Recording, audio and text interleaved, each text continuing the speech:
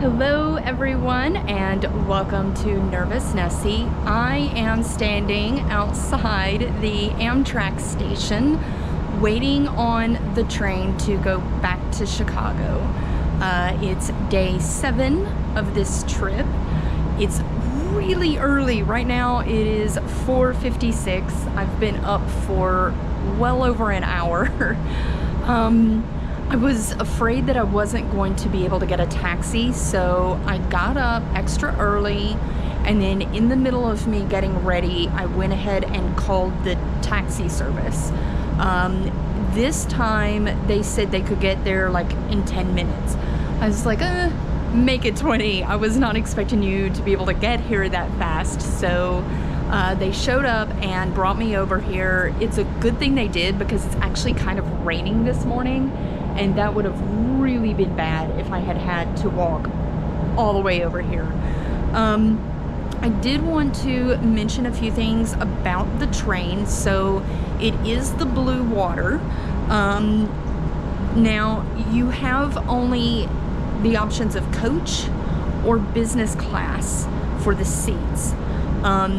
This train is almost completely sold out. The business class was sold out, and I had purchased a coach seat. Now Amtrak has this thing, I think it's called bid up upgrade, where like a day or two before your trip on the train you can put in a bid to try and upgrade your seat, or if you're in a room, to try and upgrade your room. They have a range of amounts that you could bid, all the way down to $1, so you could bid $20, $21, $22. Sometimes it's worth it, sometimes not. Now, from what I heard on the way up here, the coach seats don't really recline and they're very cramped, almost like being on an airplane. And I was really wanting to get business class again, so I did the bid up. When you do the actual bid, it tells you, is this a poor bid, a fair bid, a good bid, or a strong bid. I did the good bid, but hadn't heard anything, and I even called Amtrak yesterday to see, if along the route, if someone in business class gets off the train, can I get their seat moved back to the business class? And they said no, it's sold out. So I was expecting to get coach, but I got the email just a minute ago and they accepted my bid for the business class. So if you are considering doing that, it can be worth it to try and pay just a little extra to try and upgrade your seat. With the business class, you get a lot more room. The seats are 2 on one side, 1 on the other. The great thing about the train leaving Port Huron and it being the first stop is that I get pick of the seats. So I'm going to do the single seat again so that I am not disturbing anyone next to me, or vice versa. But yeah, you also get a complimentary beverage, and when the cafe car opens, the business class gets to access the cafe car first before everybody else on the train. So there are perks to getting the business class. Not every business class on the Amtrak trains are the same. I know the Pacific Surfliner, you actually get complimentary pastries in the morning, and in the afternoon you get a snack box.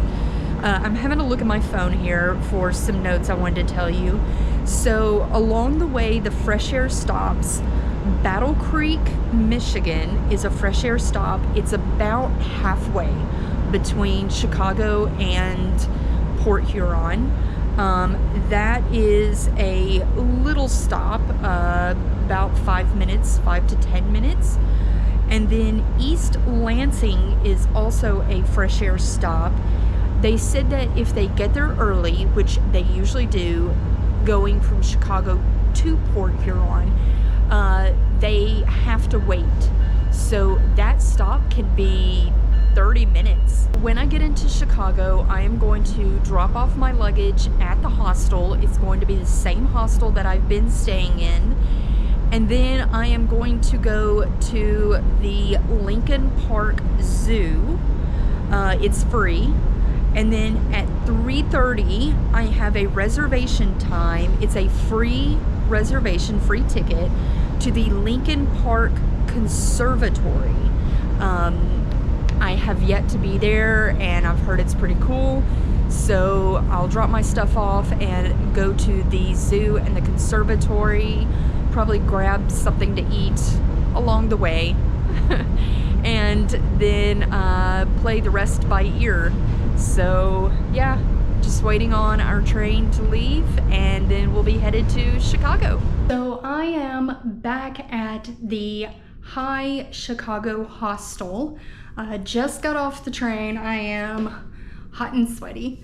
So yeah, I have a totally different room this time.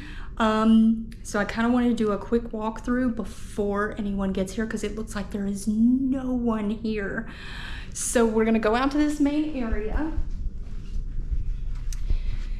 So you do have the front door when you're coming in. This one is 504. Show you. 504 is the layout of this one. It does look like this area is handicap accessible. So some of them are, some of them are not. But yes, 504 on the corner. When you come in, it's kind of dark. The lights haven't, there we go. So you do have the table there. You do have 4 chairs out here, which I do like, because having the chairs together, you can come out here and talk with other people that are in this common area. The other room, the chairs were spread out, so you couldn't really do that. Again, you have the kitchen, get the light on.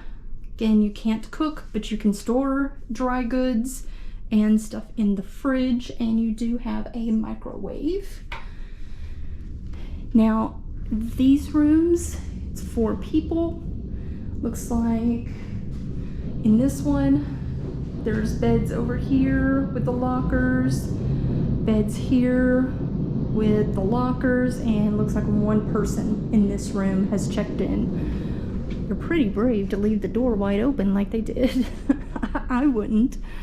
Go over here is the bathroom. Again, same setup as the other one, except a little smaller. There's only 2 hooks right here, but there's 2 hooks over there. So this bathroom is not as deep as the other one. It had several more feet going back. Same setup in this bathroom, where you do have the shelf next to the shower. Ooh, here's a nice addition, a towel rack next to the shower. So you can hang your towel here and then maybe hang other things, or you could hang your towel there and hang your clothes on this rack. So that is a great addition. Simple bathroom, same kind of layout. And then this is the room that I am in. So when you walk in, you get a lot of natural light in here. You have 2 beds on this side with their lockers, and then 2 beds on this side with the lockers. I like the top bunk, so I called after making my reservation and requested the top bunk, so they were able to go ahead and get me in here. Sorry, hopefully you can hear me. The L train's going by right now. So check-in at this hostel is at 4 p.m. However, you can come early and ask if your bed is ready. And right now it's noon and my bed was ready. So yeah, I have the upper bed. I'm taking this locker, I prefer a locker that I don't have to bend down because my knees kill me. What's funny, and I'll show you, it's locker A and B, but beds E and F. I would figure this would be my locker since I'm up top anyways, but yeah, I like having this locker because I can just look straight in. To give you an idea again of how big these lockers are, I have my toiletry bag, I have my, I guess you could say, souvenir bag. It's all the souvenirs that I've accumulated on this trip, and then I am going to try and do this with one hand. Ugh. Sorry, it's kind of hard to do with one hand. All right, so that is my carry-on in there, and you see there's still plenty of room at the top, and this is the size of a carry-on as far as height and depth this way, but it is expanded out, so technically it is no longer a carry-on. If this zipper was actually closed, it would be carry-on size, but it gives you an idea of how big the lockers here are. And you do have the 3 hooks up at the top. Again, you do have a full-length mirror, and in the corner over there is an iron and an ironing board. Show you the view from this room, just a building. The L train goes directly below, so good to hear that again. But you know what though? The other night when I was staying here, the L train was right outside the hostel. It wasn't that close, but it was very close to where I could look down on it, and the sound actually helped me sleep. I don't know. I felt like when the train went by, it almost sounded like a downpour of rain, and I slept really good. I did have some things that I wanted, I'm gonna have to look at my phone here, some things that I wanted to go over with this hostel that I have yet to go over with all of you. So, if you get here early and let's say your room's not ready, and you don't want to carry your luggage all over Chicago, you can leave your luggage here.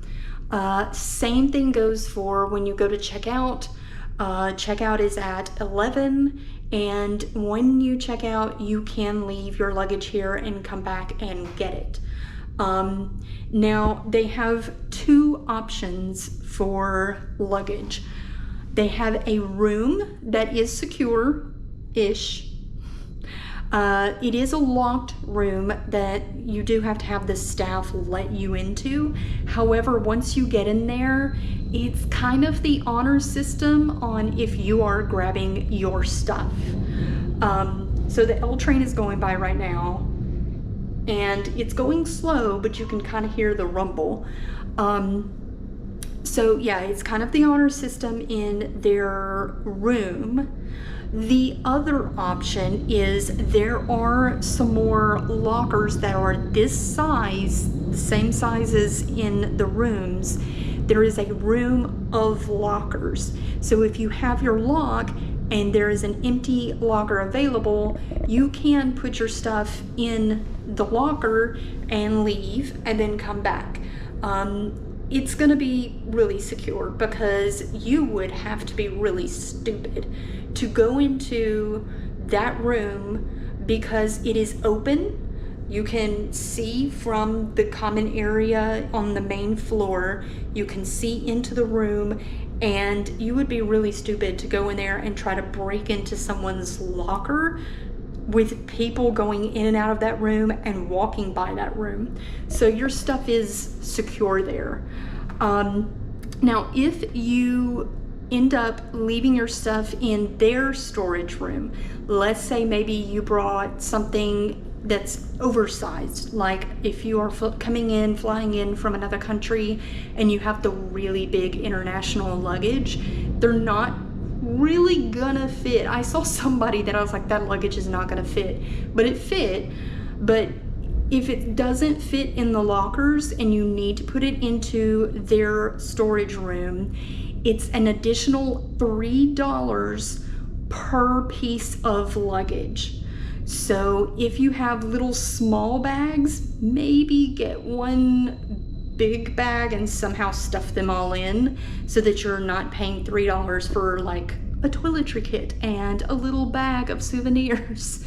Try and shove them all into one so you're only paying the $3 for one bag. Another thing is if you get here early, or if you are staying later after checkout, you do still have access to the common areas.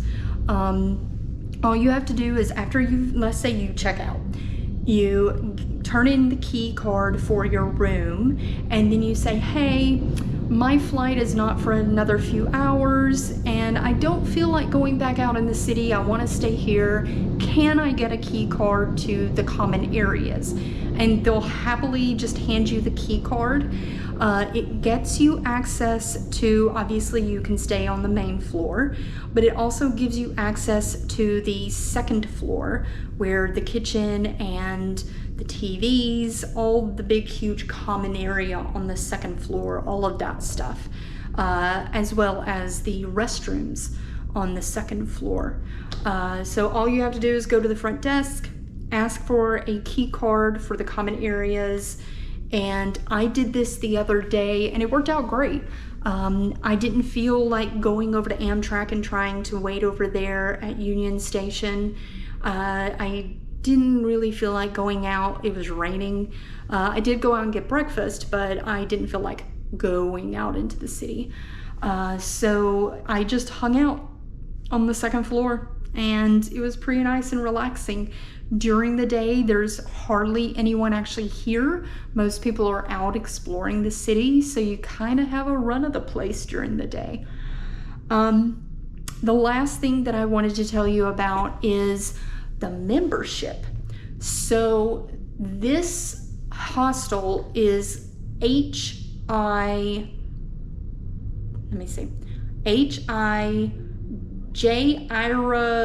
something and somebody else Chicago Hostel. But the main important part is the H-I Chicago Hostel. H-I stands for Hosteling International, and it is a nonprofit organization that it's a chain of hostels, and they have hostels all over the world. And you can get a membership and present your membership whenever you go to check in and get a discount. The membership right now is $18 for the year. So yeah, $18 for the year, and you can use that membership at any hostel that is affiliated with the Hosteling International. And you'll know because it has the HI in front of the name of the hostel. I believe the discount is 15% off. That's before taxes. The other day when I stayed here, it was 2 nights, and I got $7 off of this hostel. When I haven't looked at my receipt to see what I have today. When I stayed in Boston, and I went to check in and I told them I had the membership, they applied the membership and they were like, you saved a lot. I'm talking like $20, $30 a lot. Because I was there and it was really, really high priced. So basically my discount has already paid for the membership. So it's kind of a win-win. There's also other perks that come with the membership. I believe they have affiliated partners that have discounts on other things, like I think car rentals. You would have to go on to the Hosteling International website and read. But yeah, great organization, and the hostels that I have stayed in that are HI affiliated have been really nice. Each one is different, but they have all been pretty nice. They seem to keep the quality up. So yeah, if you think that you are going to be staying in hostels, even if you're going to stay in one hostel, look at the cost of your rooms and take the 15% off and see if that 15% off is going to be more than the cost of the membership. Because if it is, then you pay for the membership, you get your 15% off, and then you actually end up saving money. So I wanted to tell all of you about that and some stuff here about the hostel. I am going to get settled in really quickly and get my Adidas day pack ready to go. I'm gonna take I think I'm gonna take the bus. I think the bus is gonna be the best way to get there, up to the Lincoln Park Zoo and walk around the zoo for a bit, and then go to the Lincoln Park Conservatory. And I am going to take all of you with me. I'm hoping that I can take video inside the conservatory. Online they had like a lot of disclaimers about shooting video in there. I know you have to have a permit to shoot commercial stuff like wedding photography and all of that, but yeah, hopefully they can let me take video in there and show you guys what the conservatory looks like. But I will see all of you at the zoo.